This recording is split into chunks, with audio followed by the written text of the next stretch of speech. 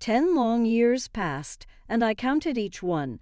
The days stretched endlessly and the evenings seemed to drag on, as if time itself had stopped waiting for this reunion. Today is the day my favorite nephew, Michael, finally returns, the man who has always held a cherished place in my heart.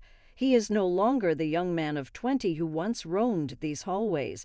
He has matured into a man of 30, and yet my heart still beats fast, reminiscent of a young girl eagerly awaiting her first crush. Memories of that summer keep me awake, haunting and exciting me. I remember the shy glances Michael would furtively throw my way, the way he would look at me when he thought I didn't notice. And yes, there was the very moment I'd thought about countless times since then. The door to my bedroom was slightly ajar, and when I caught a glimpse of him peeking inside, it took my breath away. Instead of shame or insecurity, I felt something else, a secret thrill that tingled my consciousness. I don't think I'll ever be able to forget that feeling, that tiny rush of forbidden excitement. When he came in today, his smile was the same, but something had changed in his eyes. They became deeper, full of untold stories. I wrapped my arms around him, pressed against him, feeling his warmth after all these years. His voice was softer, more mature as he spoke of the years that had kept him away.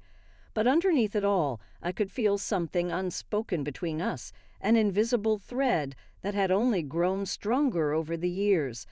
The lake had always been our special place.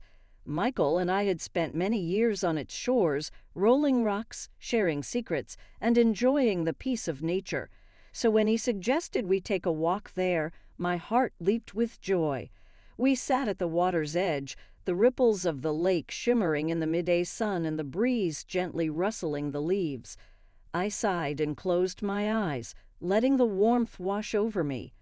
"Aunt Sophia, you look tired," Michael said, a note of concern in his voice. "Let me give you a massage, just like old times." I laughed softly, but there was a flutter in my chest. He moved behind me, his hands on my shoulders, and I had to bite my lip to keep from trembling. His touch was gentle but firm, his fingers kneading the knots formed by years of waiting, longing, and the endless routine of life. "You still have magic in your hands, Michael," I whispered, half closing my eyes. The world seemed to dissolve, leaving only the two of us, the lake and the whisper of the wind. His fingers traveled lower, tracing the line of my neck, and I felt his warm breath against my ear. I tilted my head slightly, feeling my heart pound in a way it hadn't in years. There was something undeniably intimate about this moment, as if time had blurred the lines that once defined us. "You're still so beautiful, Auntie," he murmured, and I felt his lips softly touch my shoulder.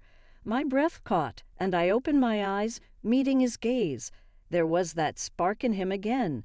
The same spark I'd seen 10 years ago, but now it was brighter, bolder, as if it dared to transcend the boundaries we'd silently drawn all those years ago. I turned to face him and reached out to touch his cheek. He responded to my touch. His eyes never strayed from mine, and in that moment all the years of waiting, the memories of timid glances, the stolen moments of longing seemed to come together. Like a lake, the sky and the earth around us held its breath, waiting to see what we would do next. Slowly leaning forward, I hugged him tightly, and I felt the warmth in my legs from it. He responded by wrapping his arms around me and pulling me closer, our hands meeting again, this time with a hunger that had been building up for years. There on the lakeside, with the whole world witnessing our vacation, I allowed myself to feel, to let go of the years of restraint, the rules society had written for us. In Michael's arms, I found a part of myself that I thought was lost forever, a part wild and free and full of love. Maybe it was wrong, maybe it was reckless, but as I embraced him, I knew one thing for sure. I had waited 10 long years for this moment, and I wasn't going to let it slip away. If you like the story, put a like and subscribe to not miss new interesting stories on the channel. See you later.